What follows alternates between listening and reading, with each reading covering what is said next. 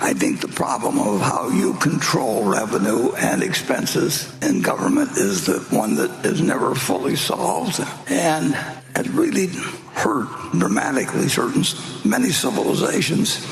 And I don't think we're immune from it, and we've come close to it. And we've seen just how tough it is to control the deficit even over the last 9 months or so. At the start of Donald Trump's presidency, the messaging was all about, tightening government spending, reducing wastage. And of course, we saw Elon Musk get super pumped up about the Department of Government Efficiency. Things were looking promising. And I think a lot of Trump's voters were excited by this new direction. And then fast forward a few months, Elon has quit, saying now that controlling government spending is basically impossible.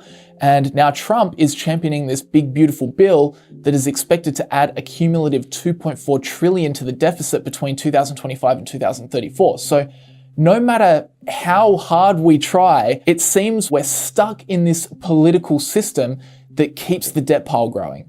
I think that bureaucracy is something that is amazingly prevalent and contagious even in our capitalist system, and government is the ultimate. So it really doesn't have any checks on it, and that's why it scares you to some extent about what the future of the currency will be, because they can print currency.